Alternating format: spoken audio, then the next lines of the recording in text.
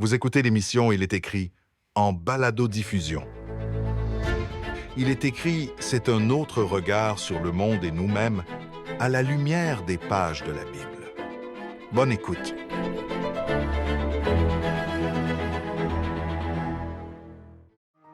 Nos sociétés se sont dotées de systèmes de lois qui encadrent le comportement des citoyens et citoyennes. Malheureusement, l'être humain étant ce qu'il est, par moments, il prend de mauvaises décisions et est reconnu coupable de crimes et doit être incarcéré. Aujourd'hui, avec mon invité, je vais m'entretenir sur le sujet d'un organisme qui vient en aide aux détenus, ex-détenus et aux familles de ceux-ci. Restez des nôtres. J'aimerais vous souhaiter la bienvenue à l'émission Il est écrit. Aujourd'hui, nous allons discuter ensemble d'un sujet qui est fort intéressant, celui de l'aide qui est donnée aux détenus et aux familles de ceux-ci à travers un organisme qui œuvre à travers le Canada. J'ai bien nommé la Fraternité des prisons du Canada et j'ai avec moi la directrice régionale du Québec, Mme Lorraine Dubois. Madame Dubois, bonjour. Oui, bonjour, M. Dupuis. C'est un plaisir de vous avoir avec nous à l'émission Il est écrit. En préparant l'émission, j'ai été fasciné de découvrir toute l'étendue de ce que fait la Fraternité des prisons du Canada. Et pour le bien de nos auditeurs, pourriez-vous nous expliquer un peu en quoi consiste cette OBNL? D'accord. Nous, on est un organisme de bienfaisance chrétien et on œuvre auprès des détenus, des ex-détenus et leurs familles, ainsi que les enfants, à travers différents programmes. Et notre principale vision, c'est d'être une communauté de réconciliation entre les détenus et la société qu'ils ont blessés souvent en étant eux-mêmes des personnes blessées au départ. Donc, l'autre volet, c'est vraiment d'être une communauté de restauration, de les aider à se reconstruire et à revenir en société en étant des personnes nouvelles. Et donc, la Fraternité des prisons du Canada, c'est un organisme qui œuvre à travers le Canada, autant dans les institutions carcérales provinciales que fédérales? Exactement, oui. Puis si on veut parler quelques instants des programmes proprement dits qui sont offerts, à quoi ressemblent ces programmes? On a des programmes qui se donnent à l'intérieur des prisons et ce sont des ateliers bibliques. Ça s'étend sur une période d'environ 8 à 10 semaines, à raison de 1 heure et demie par semaine et une fois par semaine. Mais ça, c'est toujours dépendant de la volonté de l'aumônier sur place et de la possibilité pour lui de nous offrir certaines plages horaires, ce qui n'est pas toujours évident. Ces ateliers-là sont donnés par des bénévoles qui sont formés par la fraternité avec des programmes qui sont déjà faits sur des thèmes comme le parcours du pardon et qui leur fait découvrir l'amour inconditionnel de Dieu, de Jésus, ses enseignements, et qui leur apprend qu'ils peuvent être pardonnés. Il leur montre sa grâce et son pardon.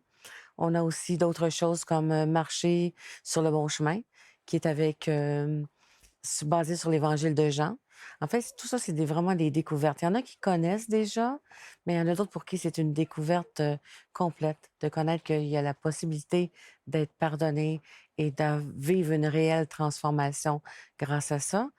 Et on a aussi des lignes téléphoniques, 1-800, où les détenus peuvent avoir accès à un ou une bénévole pour une période de 20 minutes environ, soit pour briser leur solitude, partager des petites choses qu'ils ont à raconter, demander qu'on prie pour eux, demander qu'on leur lise un verset ou même un petit passage d'une dévotion quotidienne.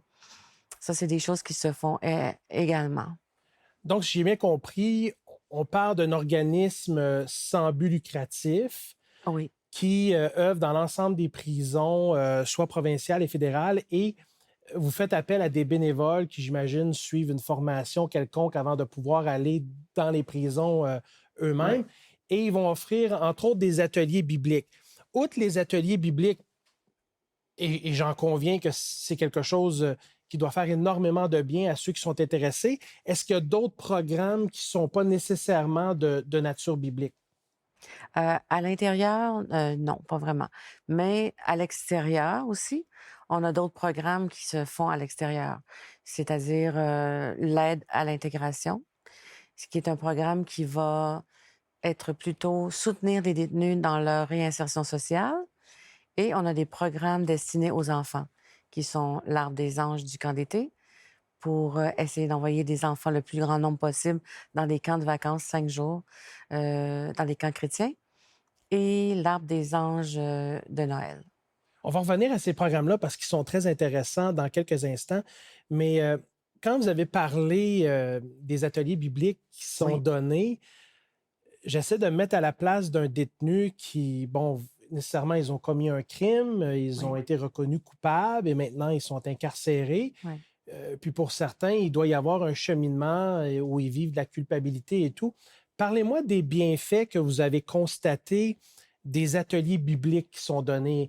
Quel impact est-ce que ça a sur les détenus qui vont s'inscrire? Oui. D'abord, c'est important de mentionner qu'ils s'inscrivent tous sur une base volontaire et ils sont libres de quitter quand ils veulent. Il y en a qui viennent juste pour découvrir. Parce qu'il y en a qui ont une connaissance qui viennent de familles chrétiennes et qui ont fait des erreurs de parcours. Ou il y en a d'autres qui ne connaissent pas du tout et qui viennent pour savoir c'est quoi ça. On parle de quoi quand on parle de Jésus? Donc, la plupart des commentaires qu'on reçoit, c'est qu'ils ont découvert une paix et un espoir qu'ils n'avaient pas auparavant. Parce qu'ils ont souvent... L'estime d'eux-mêmes est souvent très faible et le sentiment de culpabilité et de honte est très présent. Donc, de savoir qu'avec Jésus, on peut être pardonné, que c'est possible de vivre une réelle transformation, parce que c'est lui qui va nous donner la force, les commentaires vont en ce sens. Un des beaux témoignages que j'ai vus, c'était à la prison des femmes. Il y a une madame qui est arrivée la première fois et elle venait juste d'entrer. Elle était encore sous le choc d'avoir été incarcérée et tout ça. Elle n'était pas souriante, elle n'était pas de bonne humeur et tout ça. Puis elle m'a dit, moi, là, je viens ici juste pour le café et les biscuits, parce que des fois, on a des petits cafés et biscuits. J'ai dit, il n'y a aucun problème. On est vraiment content de t'accueillir. Viens t'asseoir avec nous, viens, parce que c'est pas juste des cours, on va dire. Il y a un échange qui se fait autour de table ronde et chacun y va de son témoignage, de son partage. Et à travers ça, nous, on va, disons, envelopper ça avec la parole et les versets. Puis, elle est venue de façon assidue, plus que plusieurs d'entre elles. Donc, c'était plus que juste de la curiosité à un moment Oui, donné. oui, oui, oui, absolument. Elle cherchait quelque chose. Et après plusieurs semaines qu'elle voulait peut-être pas s'admettre à elle-même au départ, elle se protégeait peut-être en disant ça. Mais ensuite, elle est venue plusieurs semaines, puis on leur donne toujours des petits réflexions écrites à faire durant la semaine qu'on revient la semaine suivante. Elle les faisait tout le temps, sans faute.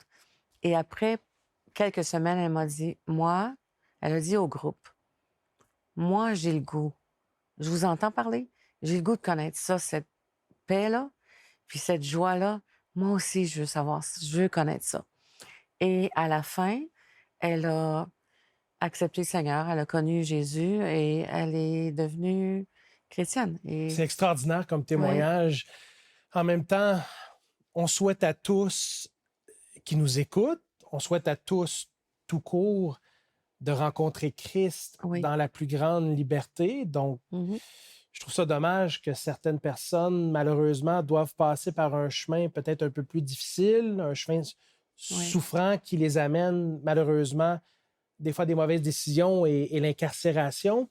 Mais dans le cas de cette dame, son incarcération, d'une certaine façon, lui a permis de rencontrer votre organisme, de faire des ateliers bibliques et d'aller chercher, de découvrir ce qu'on recherche tous, d'une certaine façon, c'est la paix de Dieu dans notre cœur. Absolument.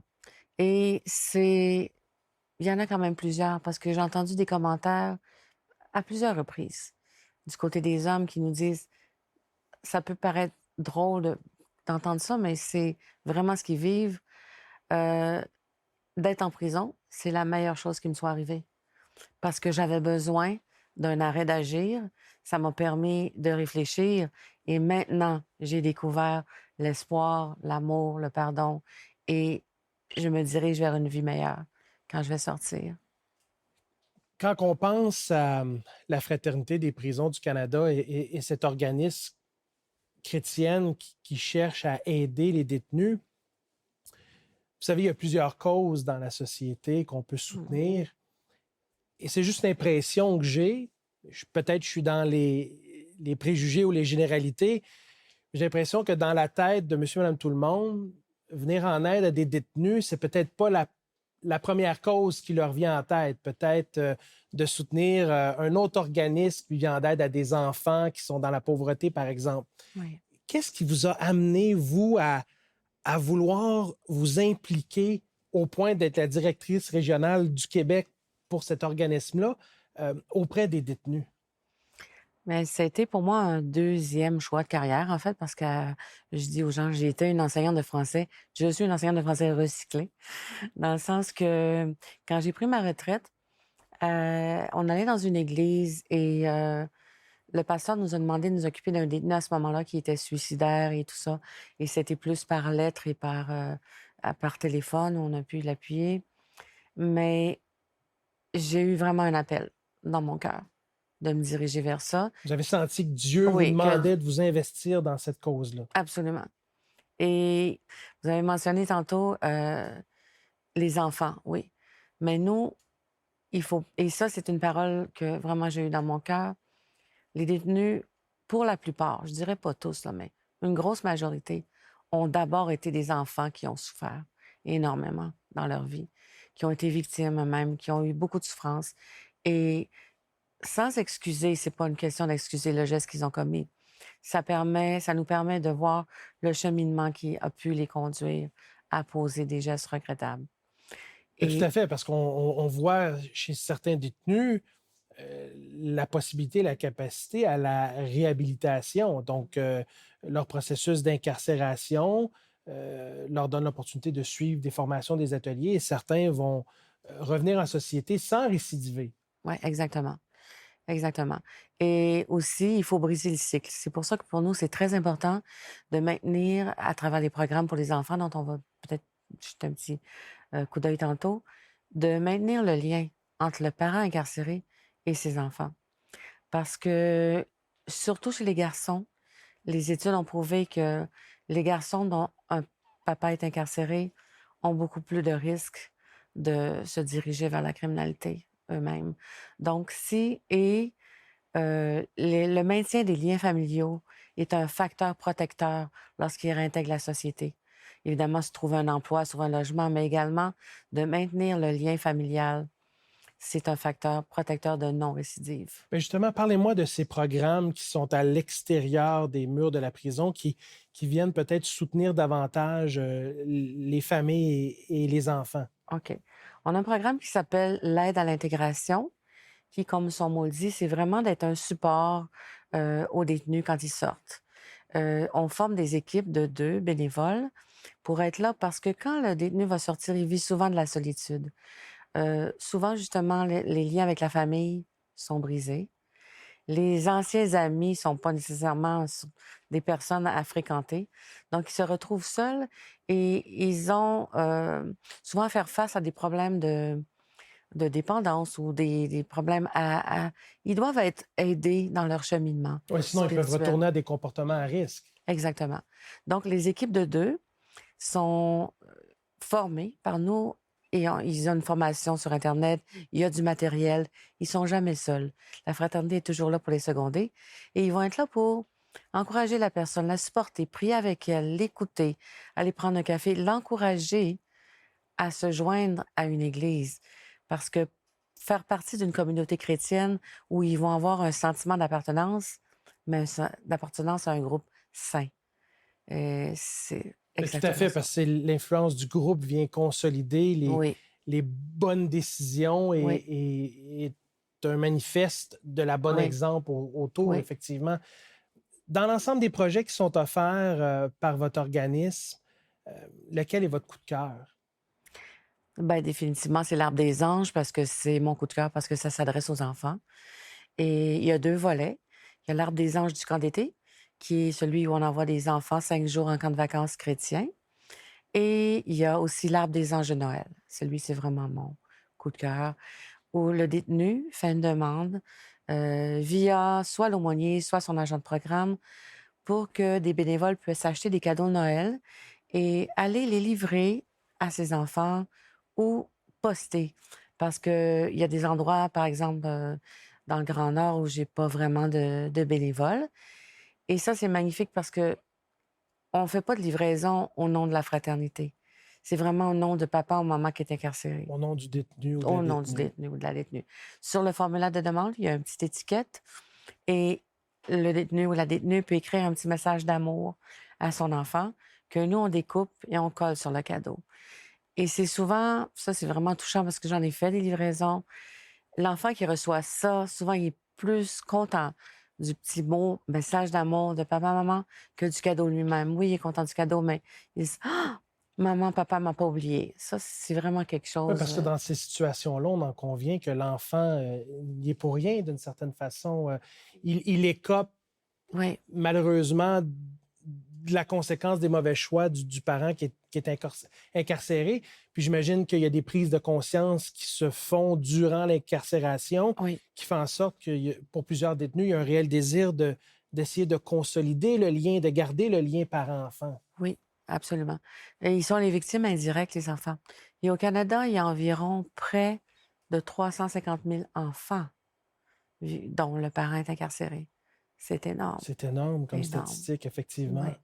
J'aimerais vous remercier pour toute votre implication au sein de la Fraternité des prisons du Canada parce que ça s'inscrit au cœur de l'Évangile. Puis, si vous me permettez, j'aimerais, étant donné qu'on est à l'émission, il est écrit, et puis on donne toujours une place à la Bible, Absolument. partager avec vous un passage que je suis convaincu que vous et nos auditeurs connaissent. C'est dans l'Évangile de Matthieu au 25e chapitre, le verset 36, et c'est Jésus qui parle et qui dit « Car j'ai eu faim, et vous m'avez donné à manger. J'ai eu soif et vous m'avez donné à boire. J'étais étranger et vous m'avez recueilli. J'étais nu et vous m'avez vêtu. J'étais malade et vous m'avez visité. J'étais en prison et vous êtes venus vers moi. » Exact. Ça dit tout. En fait, quand on accepte de faire du bénévolat à l'intérieur de votre organisme, on fait l'œuvre de Christ finalement, parce que Jésus nous dit dans la Bible, si vous allez visiter des gens qui sont en prison et vous allez les aider, c'est à moi directement que vous faites ce bien. Si quelqu'un voudrait s'impliquer d'une façon ou d'une autre, qu'est-ce qu'on peut faire pour aider la Fraternité des prisons du Canada? Il y a plusieurs façons de nous aider. D'abord en devenant bénévole parce qu'on a immensément besoin de bénévoles. Ça, c'est en allant visiter notre site web qui est www.prisonfellowship.ca. On va le mettre à l'écran, OK. là, www.prisonfellowship.ca. Et quand on va sur la page, corrigez-moi si je me trompe, il y a un petit drapeau du Québec qu'on peut cliquer pour que la page devienne francophone. En français. Exactement. D'accord. Oui. Et à ce moment-là, tout est expliqué comment devenir bénévole. Il faut remplir un formulaire et tout ça. Toutes les étapes sont clairement expliquées.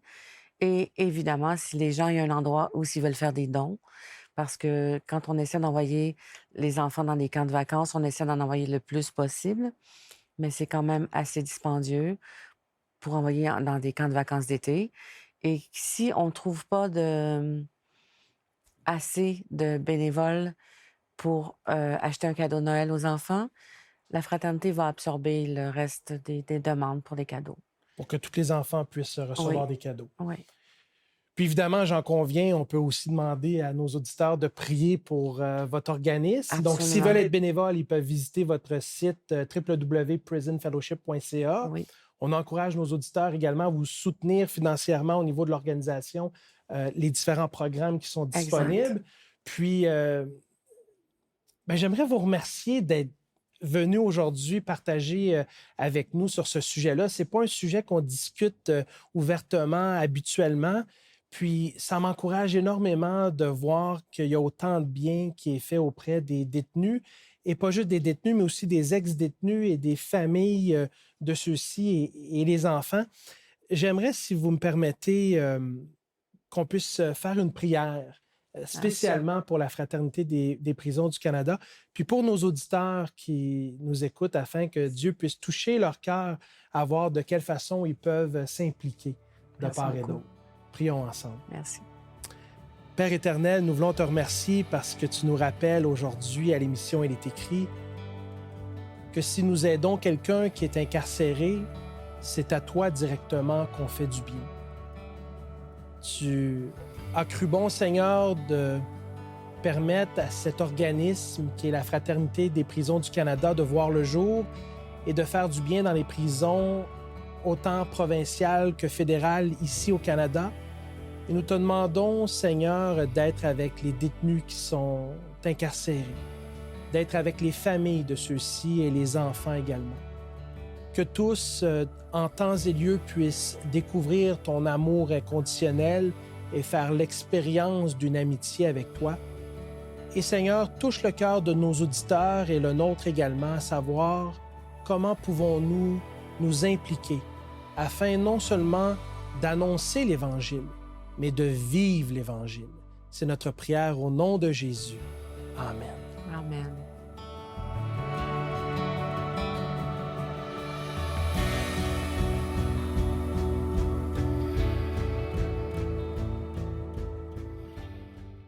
L'âme bienfaisante sera rassasiée, et celui qui arrose sera lui-même arrosé. Proverbe, chapitre 11, verset 25. Si vous souhaitez nous appuyer en faisant un don, voici comment faire. Par téléphone au 514-729-3515 ou par Internet en visitant www.ilétécrit.tv. Merci pour votre générosité. Bonjour Alberto. Bonjour Lydia.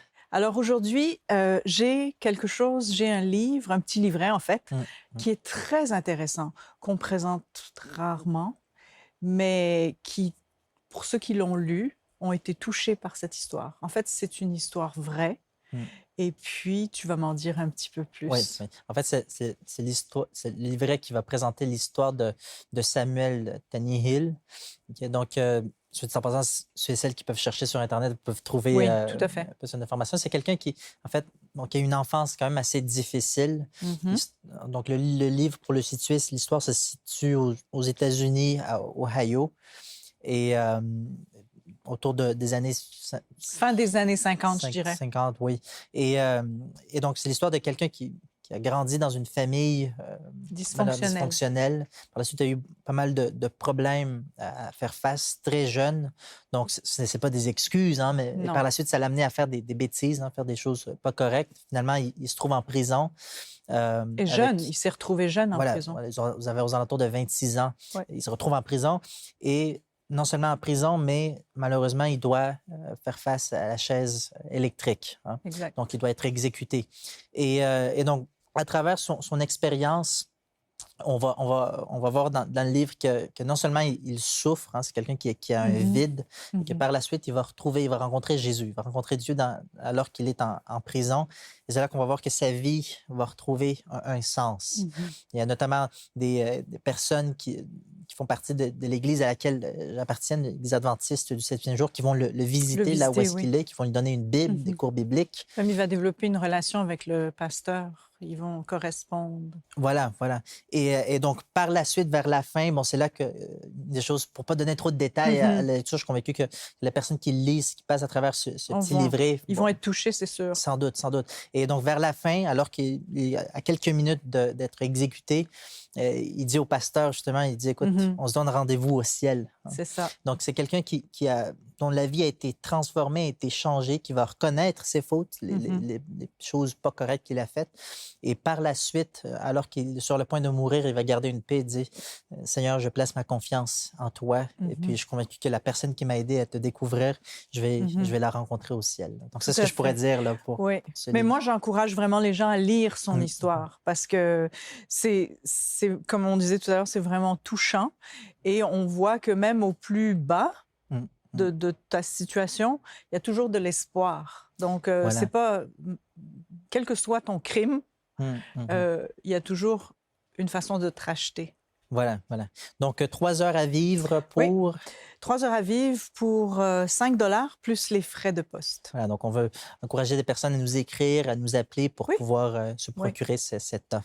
Tout à fait. Nous voulons également, Lydia, parler des groupes de partage. On a parlé d'un groupe qui se fait à l'intérieur des prisons. Des prisons, oui. On aimerait également parler, il est écrit, nous croyons énormément à ce qu'on appelle des groupes de partage, des groupes dans des maisons ou sur Zoom, dans lesquels on se réunit pour étudier la Bible, prier, s'encourager et découvrir davantage ce Dieu qui nous a été manifesté.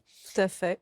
On en a plusieurs à travers la province. Puis, plus de gens veulent participer, bien, plus on peut augmenter le nombre de ces groupes de partage à travers la province, parce qu'il faut quand même qu'il y ait un certain nombre de gens qui soient présents dans une région géographique pour qu'on puisse justifier d'avoir un groupe.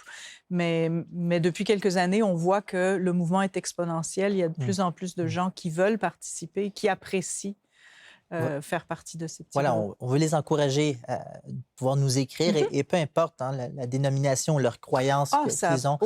Déjà, le fait de rencontrer d'autres personnes qui ont la Bible comme base de leur croyance, qui croient rencontrer notre Seigneur Jésus, peuvent y participer. Tout à fait. Sur notre site Internet, ils vont pouvoir rencontrer un petit document PDF qui va leur expliquer un guide de ma première visite. C'est ça. Pour qu'ils puissent voir de quoi est-ce que ça a l'air. Et s'ils sont intéressés, ils peuvent nous écrire, nous appeler, nous contacter pour nous laisser savoir. Et ça va nous faire plaisir de pouvoir les rencontrer dans des différents groupes de partage. Tout à fait. À la prochaine, Lydia. Ben oui, merci. Vous pouvez commander l'offre de la semaine sur notre site Internet ilestécrit.tv ou par téléphone au 514-729-3515 ou encore 1-866-729-3515. Voici également notre adresse. Il est écrit Caisse postale 99, succursale Rosemont, Montréal, H1X 3B6.